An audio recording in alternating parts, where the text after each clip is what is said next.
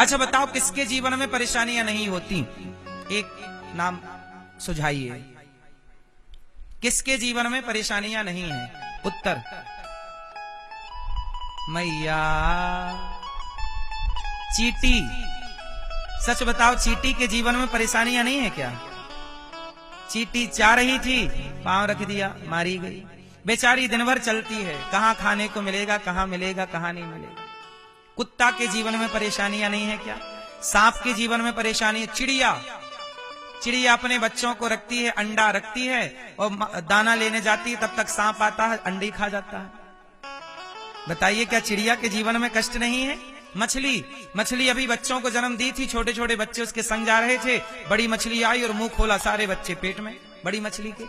बताओ किसके जीवन में परेशानियां नहीं है? किसके जीवन में संघर्ष नहीं है? किसके जीवन में कष्ट नहीं है? उत्तर दो। बेचारा मच्छर, एक बूंद खून पीने तो आता है, आप हाथ रख देते हो, बेचारा जान से हाथ धो बैठता है। संघर्ष तो मच्छर के जीवन में भी है, हाँ या ना? लेकिन एक व्यक्ति मुझे दिखा, एक है जिसके जीवन में संघर्ष नहीं। बताओ वो कौन है जिसके जीवन में संघर्ष नहीं है? उत्तर,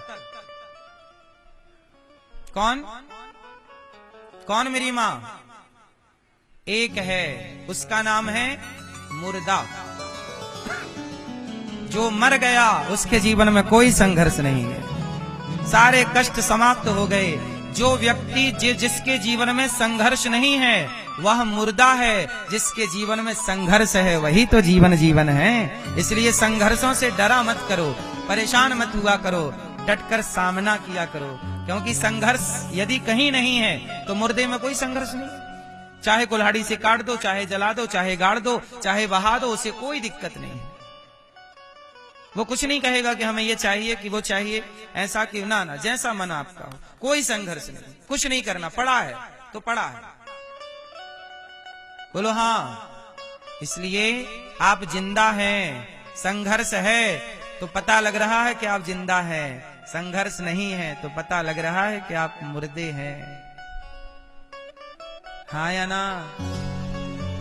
संतों के जीवन में बड़ा संघर्ष होता है। लोग कहते हैं कि संतों को तो जंगल चले जाना चाहिए। संतों का काम क्या है? अरे मेरी माँ, एक बात बताओ, आज यदि भारत में संत ना होते, सब जंगल चले जाते, तो बताओ आज समाज में आपको ये भागवत सुनने को मिल रही होती? अरे मैं भी जिस गुरुकुल में पढ़ा वह भी किसी संत का ही आश्रम था। आज सनातन की रक्षा कहीं हो रही है तो संत लोग ही कर रहे हैं गुरुकुलों के द्वारा। आज गाय का चित्र आपको केवल फोटो रह जाती गाय की, यदि संत ना होते आज भारत में किसी गृहस्थ के पास 1000 गाय नहीं है, पर संतों के पास लाखों लाख गाय हैं। ऐसे ऐसे भी संत, किसी गृहस्थ के पास 1000 गाय ना होगी, पर संतों के पास लाखों लाख गाय हैं। यदि गाय बची है तो संतों के बल पर, वेद बचे हैं तो संतों के बल पर। वरना कल पूज्य स्वामी जी हमें बता रहे थे, दास को, उनके चरणों में दास बैठा तो बता रहे थे कि हमारे पास जो वेद है वो वेद जिसमें एक भी त्रुटि नहीं है, हजारों लोगों को यहां से वेद वितरण किया जाता है कि भाई ये वेद है, इससे पढ़ो। वरना जो बड़े बड़े छापने वाले छपने वाले हैं उनमें गलतियां रह जाती हैं छोटी मोटी, पर यहां चूंकि संतों ने संजोया है, संतों ने मेहनत की है, तो संत लोग ना होते तो ये वेद की रक्षा ना होती, गाय की रक्षा ना होती। भारतीय संस्कृति, आज संसार में देखो क्लब खुल रहे हैं, क्लबों में जाओ, अश्लील नाच गाना चल रहा है, जवान लड़का लड़की एक दूसरे के कंधे में हाथ रख के शराब पी के नाच रहे हैं। आपके पास पैसा आएगा तो आप क्लब बनवाएंगे, संतों के पास पैसा आता है तो गुरुकुल और गौशाला बनवा के राष्ट्र की सेवा करते हैं। ये संत लोग जंगल चले जाते तो आज ये संस्कृति जो यत्र तत्र कहीं कहीं कुछ कुछ हमें देखने को मिल रही है, ये संस्कृति देखने को भी नसीब ना होती। इसलिए इस धरती पे सबसे दानवीर, सबसे बड़ा पुण्यात्मा कोई है तो मुझे लगता है संत सबसे बड़े परोपकारी होते हैं। कई बार आप आजकल लोग क्या कह, अरे संत तो बड़े गुस्सा वाले, उन्होंने डांट दिया, उन्होंने तो अरे संत केवल डांटते नहीं है, संत यदि मार भी दें तो सत्संग ही मानना चाहिए। ये हम नहीं कह रहे हैं, सुंदरकांड कह रहा है। आप लोग सुंदरकांड पढ़े कि नहीं? जब हनुमान जी लंका गए तो नाम लंकनी एक निश्चरी वहां लंकिनी थी। जब जाने लगे हनुमान जी तो क्या कहा? मोर आहार जहां लगी चोरा, ए चोर यहाँ। हनुमान जी बोले वाह, हम चोरी का पता लगाने जा रहे तो हमें चोर कह रही है, और कुछ दिन पहले सच्ची का चोर गया था सीता माँ को चुरा के, तब तो तूने जाने दिया, तो तू सही नहीं काम कर रही है। चोर को तो घुसने देती है और चोरी का पता लगाने जाने वाले को रोकती है। तो हनुमान जी ने क्या किया? मुठिका एक महाकपि हनि। हनुमान जी ने क्या किया? मुठिका एक महाकपि हनि, एक मुठिका दिया ठूसा मुंह पे, और जब ठूसा मारा, मुठिका एक महाकपि हनि, रुधिर बमत धरनी ठनमनी, खून गिरने लगा। तब हाथ जोड़ के बोली, हे महाराज हो गया सत्संग। हनुमान जी बोले बस, बातों से मान नहीं रही तो एक मुठिका दिया तो मान गई। कौन है तू? बोली महाराज तात मोर अति पुण्य बहुता, देख्यूं नयन राम कर दूता।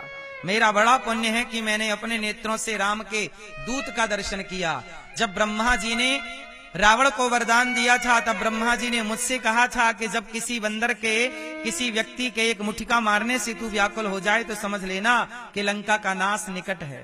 मैं समझ गई कि आप भगवान के दास हैं। अब देखो हनुमान जी ने मुठिका मारा, अब उसने कहा कि तात स्वर्ग अपवर्ग सुख, धैर्य तुलायक अंग, तूल न ताहि सकल मिली, जो सुख लव सत्संग। ये हम नहीं कह रहे हैं, वो कह रही है राक्षसी कि हनुमान जी आपने एक मुठिका मार के बड़ी उस सत्संग समझ रही है, सत्संग हो गया। अच्छा ये बताओ, मुठिका से बुद्धि सुधर गई कि नहीं? बोलो हाँ।